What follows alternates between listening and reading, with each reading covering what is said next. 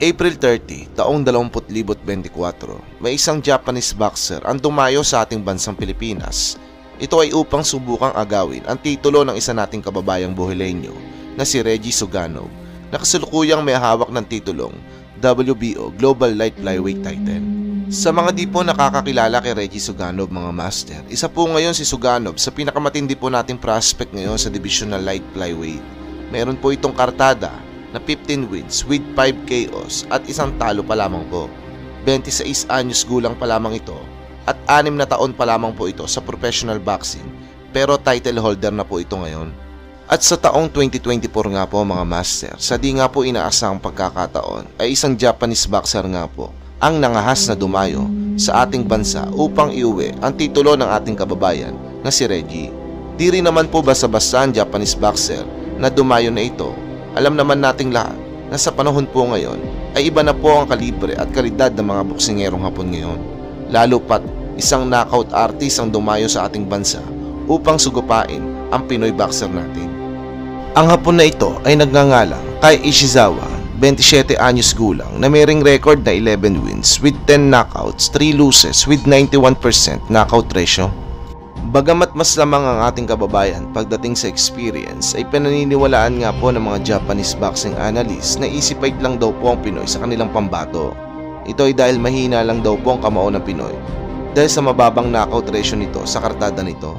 Kaya naman, lakas loob ang mga Hapon na ito na sila na mismo ang dadayo sa Pilipinas dahil kumpiyansa nga po ang mga ito na magiging madali lamang ang laban na ito sa kanilang kababayan at madali lamang nilang maiuwi ang titulo ng Pinoy. Pero isang malaking pagkakamali pala mga master ang mababang pag-estima nila sa ating kababayan dahil sa laban na pala na ito, muntikang matapos ang karir ng Hapon na ito dahil diretso po ito sa ospital mga master. Halina't sabay-sabay po natin panoodin ang highlights ng laban na ito na kung saan stretcher ang inabot ng Hapon na ito. Sa unang rounds ng bakbakan mga master ay maganda po agad ang pinapakita ng ating kababayang Pinoy. Magagandang mga kombinasyon po agad ang pinapamalas po nito. So dito po sa round number 1, medyo nagkakapaan pa sila. Again, scheduled for 12 and usually the longer fights would favor the Filipino, who's more of a boxer, a stylist, and he is a power hitter, but now he's displaying some power. 4-punch combination, no response for Ishizawa. Very young Luisito Espinosa, the way he's built and the hand speed perhaps of a Rolando Navarrete. Of course, the light flyweight division is where the most championships have been taken by Filipinos. Suganov, sinusubok-subukan pa rin. By our unofficial scorecard, Suganov is leading in this round. Let's see what kind of finishing kick this 27-year-old from Japan has.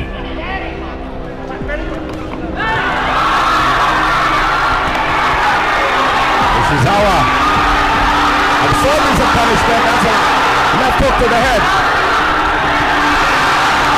More shots to the head coming from Suganov. Final seconds of round number 1. Sa round 2 mga master ay naging agresibo na po ang kalaban na Hapon. Dito rin nagsimulang dumugo ang ulo ng ating kababayan na tila ba na accidentally headbutt ito. Gayunpaman, hindi naman ito naging ganong kalaking sagabal sa ating pambatong Pinoy at nagpamalas pa rin po ito ng isang napakagandang mga suntok. Versus Kai Ishizawa of Japan. Some connections there, medyo shaken po.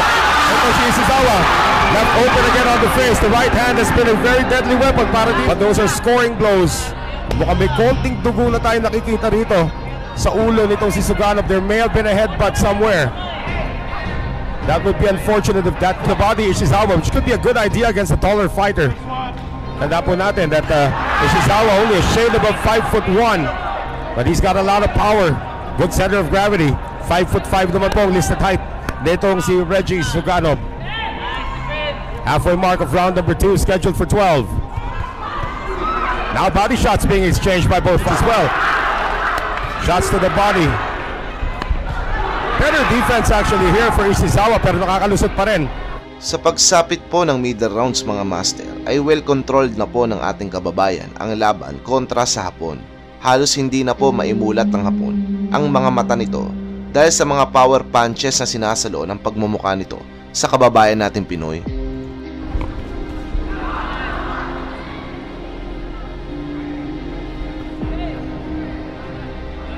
More body shots, or more headshots now coming from Ishizawa. Shot to the body once again. Every time magpakawala ng isa. Ito si Suganov, and it's solid. Like that combination was just to see if he can turn the tide here. We know he's a power puncher, but he's being a little careless with his defense. Nakakalusot na naman. And you can see some welts already developing under both, and he has now turned the tide. He has now got his opponents against the ropes. 40 seconds remaining here. A lunging left hand coming from Suganov. Another uppercut, and this time Ishizawa says, bring it on. Another right hand here from Suganov. The accuracy from the Filipino phenom is off the charts here in round number 4. The eyes of Ishizawa. Ishizawa of Japan, the challenger. One left hook, sending him backwards. And not for long, so good na naman. Ito si Ishizawa. Filipino phenom Suganov. So it is not on the eye, it's over the bridge of the nose. Sa pagsapit ng round 7 mga master ay muli na naman pong tumagas ang dugo mula sa head injury ng kababayan natin Pinoy na sinamantala naman ng Hapon, kaya naman tila ba nakabawi na ito sa Pinoy sa pagsapit ng round na ito. Masugat na natamo etong si Reggie Suganov as early as the first round. Tuntok pa lamang po the first round, pero talagang naging lahuan na nung 5th round. The doctor had to be brought in to check it out. Fight still has been quelled for the moment.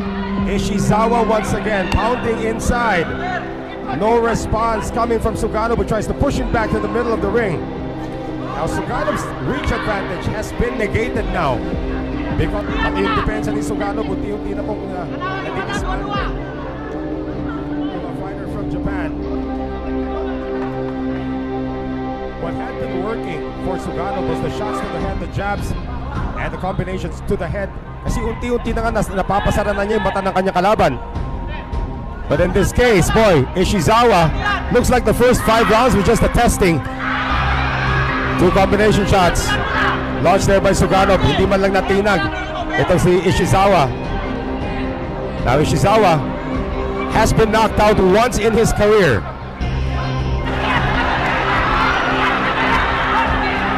Taniguchi has really Ishizawa has really flipped the script here. Naging flat-footed na itong si Suganov. He is retreating, and every time he tries to pull off something, Ishizawa is in his face. Another round looming towards the fighter from Japan. Suganov was so accurate in the first 3 rounds, now he can't hit anything.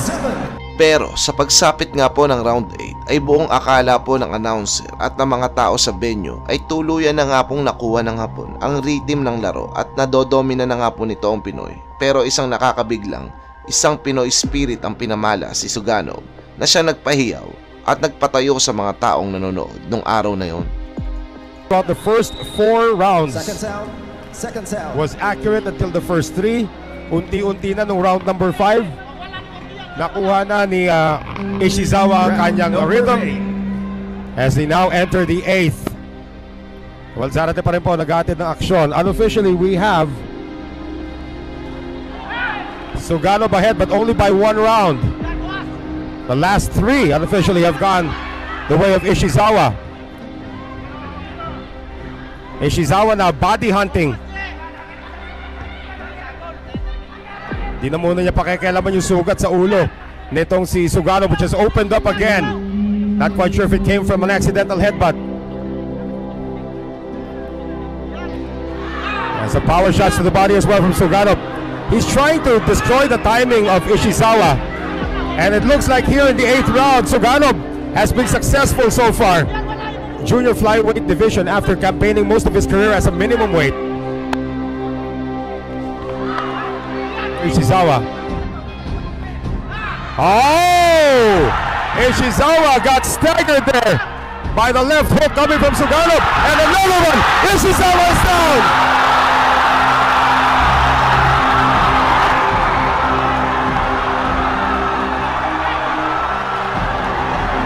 Ready to fight now siya. The blood is coming out of Suganov's head, and Ishizawa smells the blood, wants to get it back. Oh, great right coming from Ishizawa. Napatras na si Suganov. Ishizawa missing. Less than a minute remaining here in this pivotal 8th round. One knockdown scored already, so this is a 10-8 round for Suganov. The question is, can Ishizawa get the knockdown back?